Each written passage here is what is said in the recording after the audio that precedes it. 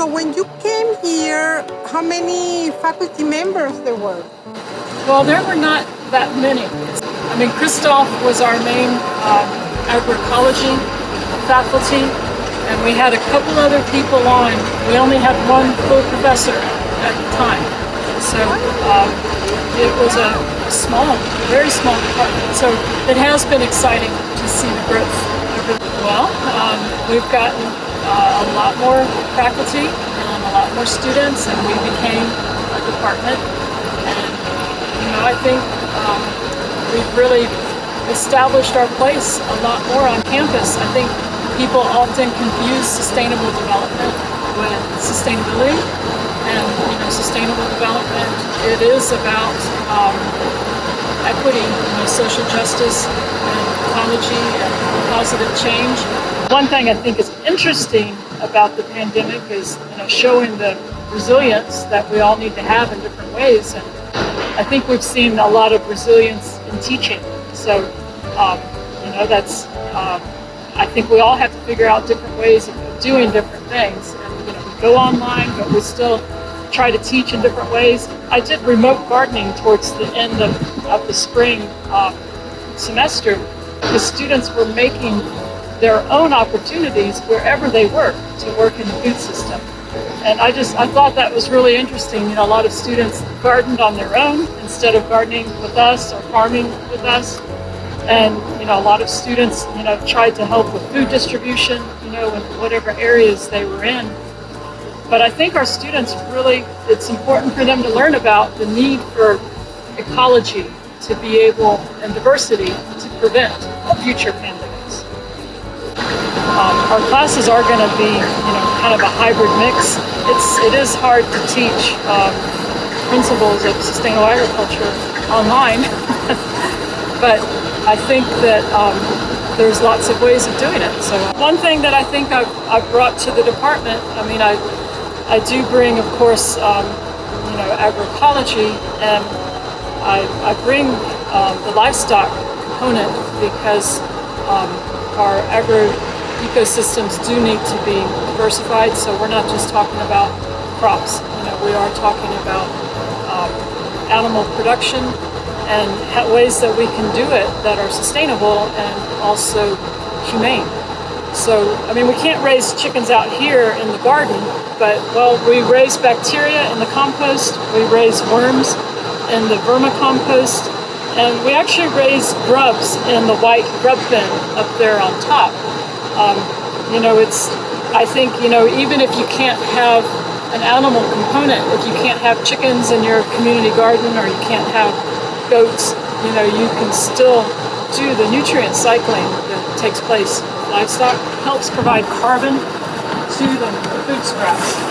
So that's one thing that we do here in the garden is we check to see people bring us food scraps, and then of course we have a lot of compost, a lot of carbon from the garden, and we gather all of this. This is where we build our compost piles.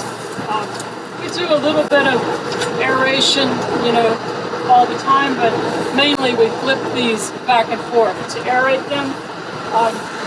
We are planning to put in more perforated pipes that will give us more aeration, but it's fun to compost right on site.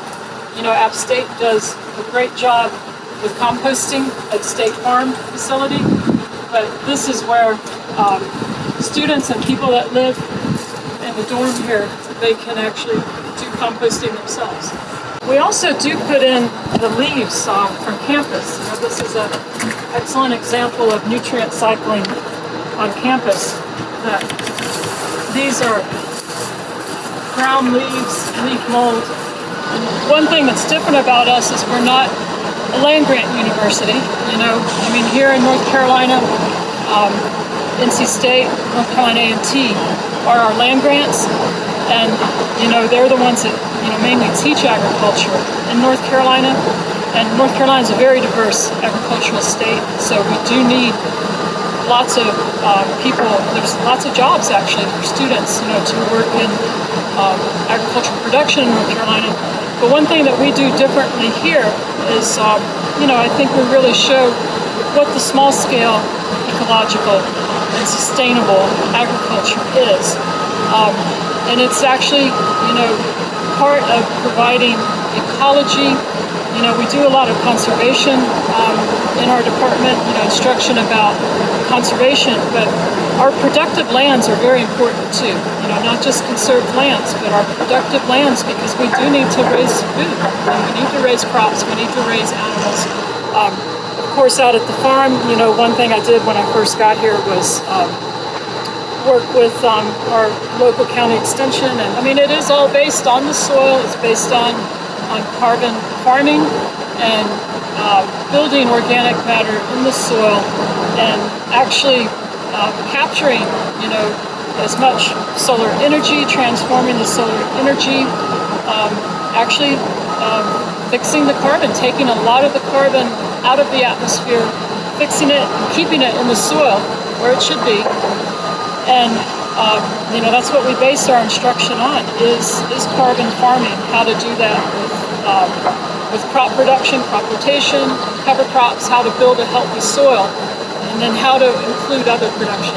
Leaving Valley Cruces, when I came on board in 2010, we knew it was time to leave Valley Cruces. We did do some work there I remember the chicken production, working on improving the housing for chickens. And we developed the cattle systems, production systems. We developed the chicken production systems, the swine production.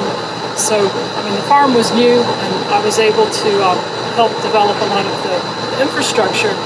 And I don't know, if I were to have a legacy, perhaps it might just be helping build the program, because I came when the program was very young, and I've helped, with infrastructure at the farm. I've helped with infrastructure here.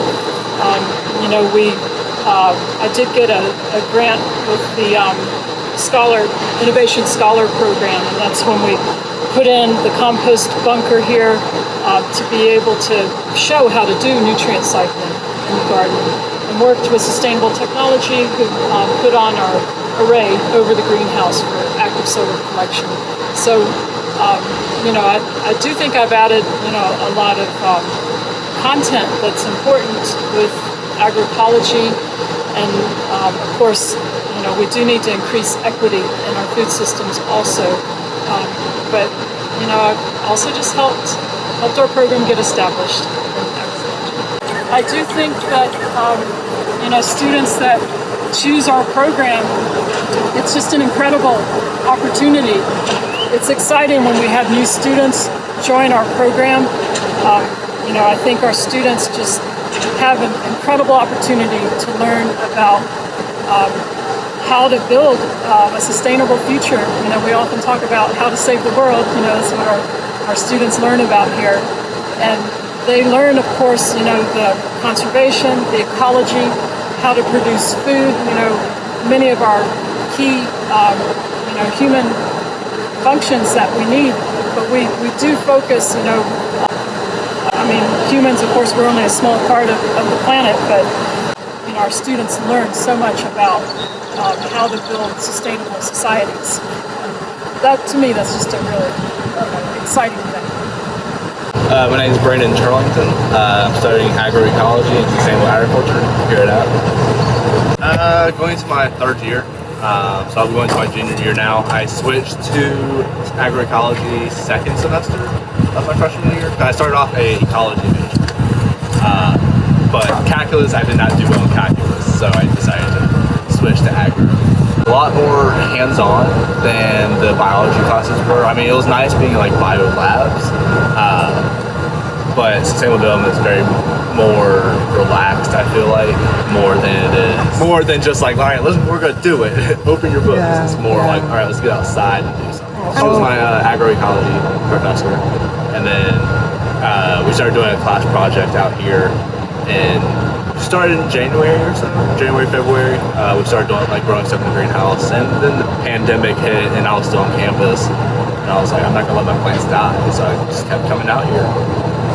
Somebody's drying mint here. We're a community garden, so we often don't know, quite what folks are doing. but it's just wonderful people use these resources. And we dry on the side of the greenhouse in the summer.